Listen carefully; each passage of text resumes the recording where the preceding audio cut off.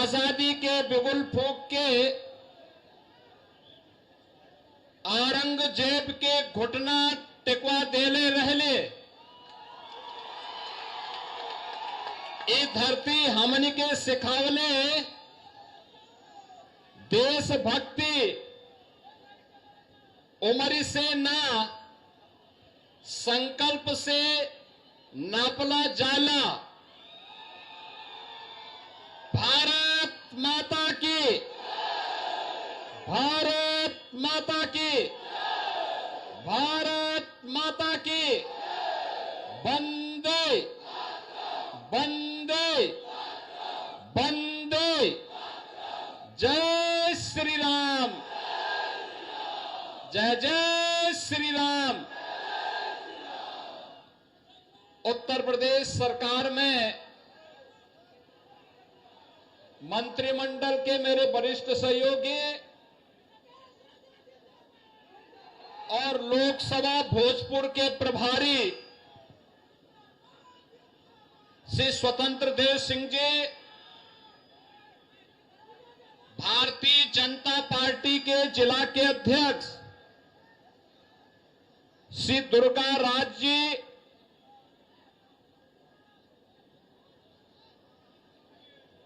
प्रदेश कार्य समिति सदस्य भारतीय जनता पार्टी बिहार श्री मुक्तेश्वर ओझा जी,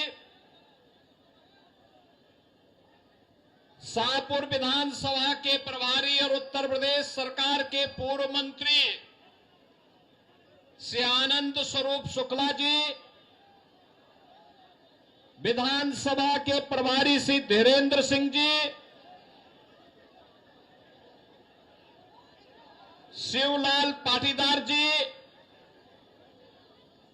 हीरालाल गुप्ता जी, अमरनाथ राय जी और युवा और जुझारू प्रत्याशी भारतीय जनता पार्टी और एनडीए के युवा और जुझारू प्रत्याशी श्री राकेश रंजन ओझा जी, शाहपुर के भारी संख्या में उपस्थित मेरे सभी उपस्थित भोजपुर और शाहपुर से जुड़े हुए बहन और भाइयों, भारत माता के महान सपूत वीर कुंवर सिंह और बाबू जगजीवन राम की इस पावन धरा को कोटि कोटि नमन करते हुए आप सभी का मैं अभिनंदन करता हूं। बहनों और भाइयों, आप देख रहे होंगे ये पक्का तय हो गया है कि एनडीए की सरकार फिर से बिहार के अंदर बनेगी। मैं जैसे ही यहां पे आया हूं, इंद्र भगवान ने हल्की हल्की बारिश को पुष्प वर्षा के रूप में करके अपना आशीर्वाद दे दिया है। जब देवी देवताओं का आशीर्वाद प्राप्त हो रहा है और आप सभी का समर्थन प्राप्त हो रहा है, तो एनडीए को आने से कोई ताकत रोक नहीं सकती है, कोई रोक नहीं सकती है। और बहनों और भाइयों, यही कहने के लिए आज मैं विशेष रूप से शाहपुर में आया हूं। बहनों और भाइयों, बिहार के गौरव पर हर व्यक्ति, भारत का हर नागरिक गौरव की अनुभूति करता है। बिहार का अपना गौरवशाली इतिहास रहा है। ये वही धरती है जिस धरती ने महात्मा बुद्ध को ज्ञान प्रदान किया था। ये वही धरती है जिसने भारत को एक नई दिशा देने वाले और भारत का स्वर्ण युग लाने वाले चाणक्य जैसा ऋषि भारत को दिया था। और ये वही धरती है जिस धरती ने चंद्रगुप्त मौर्य के रूप में भारत को यशस्वी शासन की बागडोर सौंपी थी। यह वही धरती है जिस धरती में वीर कुंवर सिंह पैदा हुए, जिस धरती ने डॉक्टर राजेंद्र प्रसाद देश का प्रथम राष्ट्रपति दिया, जिस धरती ने बाबू जगजीवन राम को दिया, जिस धरती ने जब देश के अंदर लोकतंत्र के गले को घोंटने का कार्य हो रहा था, तब सदैव जयप्रकाश नारायण को पैदा करके जिस धरती ने लोकतंत्र को फिर से बचाने का काम किया, ये वही पावन धरा है बिहार की, जिसको नमन करने के लिए आज मैं आपके बीच आया हूं। बहन और भाइयों, एक गौरवशाली अतीत, लेकिन इस गौरवशाली अतीत पे आरजेडी का 15 वर्षों का कार्यकाल और उससे पहले कांग्रेस का कार्यकाल एक कलंक से कम नहीं है। एक पहचान के संकट के दौर से बिहार के लोगों को, बिहार के नौजवानों को, बिहार के नागरिकों को गुजरना पड़ा था।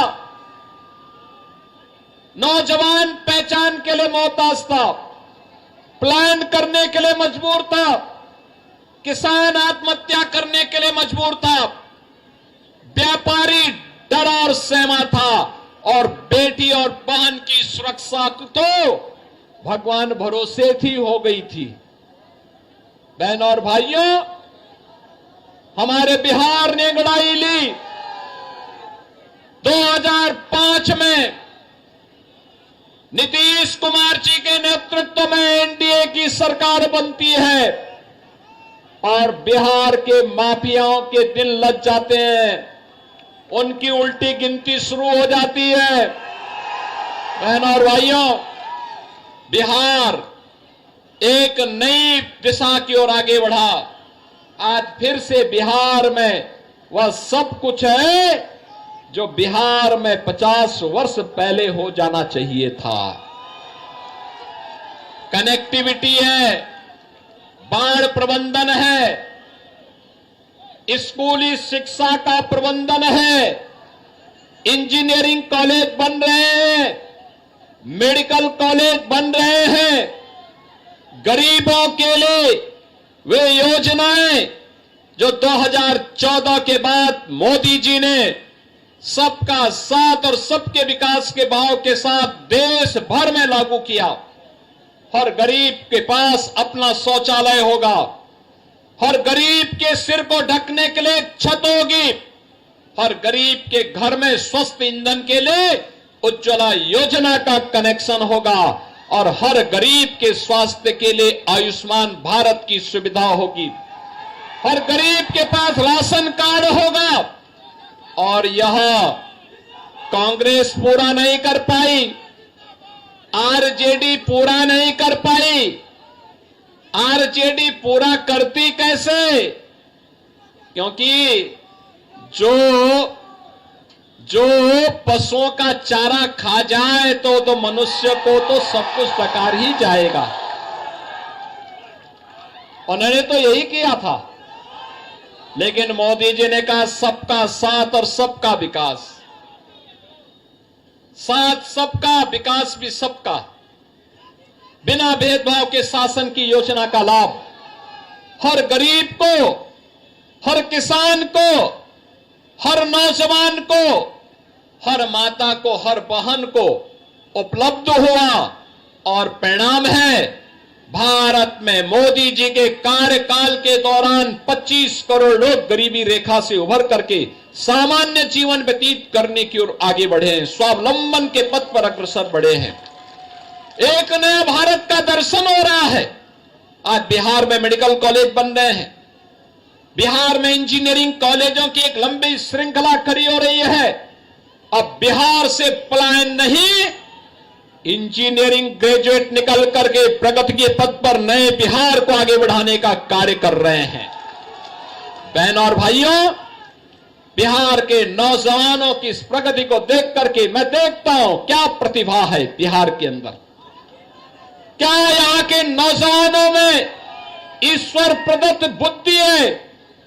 उसको थोड़ा सा प्लेटफॉर्म मिले, पूरी दुनिया को अपनी बुद्धि से आकर्षित करने की सामर्थ्य हमारा बिहार का नौजवान रखता है।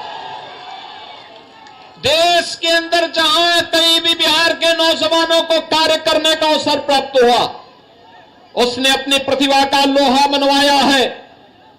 बिना रुके, बिना झुके, बिना डिगे बिहार का नौजवान आज उस क्षेत्र को विकास के पथ पर अग्रसर करता है। लेकिन बहनों और भाइयों, 2005 के पहले परिवारवाद का दंश झेल लाए बिहार अराजकता और गुंडागिर्दी की चपेट में पूरी तरह माफिया राज का शिकार हो चुका था। बहनों और भाइयों, मैं धन्यवाद दूंगा एनडीए की नीतीश कुमार जी की सरकार को, जिन्होंने पिछले 20 वर्ष के अंदर अथक परिश्रम करके उसे उभारने में बड़ी मदद की। आज बिहार को अपनी पहचान है। आज बिहार के ऊपर कोई प्रश्न खड़ा नहीं करता है। आज बिहार के अंदर कनेक्टिविटी है, बाढ़ प्रबंधन है और वह सब कुछ है जो आकांक्षा बिहार के नागरिकों की बिहार के प्रति है। और बिहार को आगे बढ़ाने के लिए यह रफ्तार थमनी नहीं चाहिए। डबल इंजन की सरकार डबल इंजन स्पीड से, बुलेट ट्रेन की स्पीड से बिहार की प्रगति को आगे बढ़ा सके, इसी के लिए आपका आह्वान करने के लिए मैं आपके बीच में यहां पर उपस्थित हुआ हूं। बहनों और भाइयों, मैं पूछना चाहता हूं कि क्या आज तो बिहार विकास भी है और विरासत भी है, इस परंपरा के साथ जुड़ चुका है। कितनी शानदार विरासत, विकास भी है, विरासत भी है। विरासत वह जो राम की परंपरा है, कृष्ण की परंपरा है, भगवान शिव की परंपरा है, बाबा महेंद्रनाथ की परंपरा है, महर्षि विश्वामित्र की परंपरा है, बुद्ध की परंपरा है, बाबू जगजीवन राम, डॉक्टर राजेंद्र प्रसाद जी की परंपरा है। वह हमारी विरासत भी है। बहनों और भाइयों, क्या ये कांग्रेस और आरजेडी अयोध्या में राम मंदिर का निर्माण करा पाती? आप मुझे बताओ, क्या बिहार के लोग अयोध्या में राम मंदिर बनने से खुश हैं कि नहीं है? है कि नहीं है? राम मंदिर बनना चाहिए था कि नहीं बनना चाहिए था? आप मुझे बताओ, कांग्रेस, आरजेडी और इनका एक पार्टनर उत्तर प्रदेश में समाजवादी पार्टी, ये सभी के सभी लोग राम मंदिर का विरोध कर रहे थे। कहते थे, कांग्रेस कहती थी राम हुए ही नहीं, आरजेडी ने कहा कि मंदिर नहीं बनने देंगे, और समाजवादी पार्टी राम भक्तों पर गोली चलाती है। हम कहते थे, तब भी कहते थे, गोली हो या डंडा हो, तब भी हम कहते थे कि रामलला हम आएंगे, मंदिर वहीं बनाएंगे। बन गया ना मंदिर? बन गया ना? कोई संदेह? तो एनडीए की, बीजेपी की सरकार जो बोलती है वो करके भी दिखाती है। हमने कहा था ना, माफिया राज का अंत करेंगे, हो गया ना माफिया। और मुझे अच्छा लगा आपने बुलडोजर भी खड़ा कर दिया है माफिया के लिए। उत्तर प्रदेश में तो ये ऐसे दौड़ता है माफिया की छाती में कि फिर सपा और उसके पार्टनर्स को केवल और केवल उसके यहां फतिया पढ़ने का ही अवसर मिलता है, बाकी कोई अवसर ही नहीं मिलता है। बहनों और भाइयों, मैं आप सबका यही आह्वान करने के लिए आया हूं कि जंगल राज से बिहार उभर चुका है, विकास और प्रगति के एक नए प्रतिमान को स्थापित कर रहा है, और बिहार आज जिस दिशा में आगे बढ़ा है, यह गति थमनी नहीं चाहिए, रुकनी नहीं चाहिए, झुकनी नहीं चाहिए। इसके लिए भारतीय जनता पार्टी और एनडीए ने यहां से राकेश रंजन ओझा को अपना प्रत्याशी बनाकर के आपके बीच में उतारा है। राकेश रंजन ओझा को विजयी बना के भेजना है ना, बना के भेजना है ना। विकास के जो कार्य बाकी रह गए उनको पूरा करवाना है ना। अच्छे स्कूल चाहिए, अच्छी कनेक्टिविटी चाहिए, अच्छा रोजगार चाहिए, स्किल डेवलपमेंट के सेंटर चाहिए, औद्योगिक विकास के लिए नए नए यहां पर स्थान चाहिए। इस कार्य को आगे बढ़ाने के पक्षधर है ना, पक्षधर है ना। तो ये कार्य मजबूती के से आगे बढ़ाएंगे। कमल चुनाव चिन्ह पर श्री राकेश रंजन ओझा जी को भारी बहुमत से विजयी बनाएंगे ना, विजयी बनाएंगे। और यही अपील करने के लिए आप अगर सहमत है तो मेरे साथ दोनों हाथ चुनाव चिन्ह में राकेश ओझा को घर घर जाकर के विजयी बनाने की अपील करेंगे। मेरा संदेश और मोदी जी का संदेश घर घर तक पहुंचाएंगे। तो फिर मेरे साथ बोलेंगे भारत माता की, भारत माता की, भारत माता की जय श्री राम, जय जय श्री राम।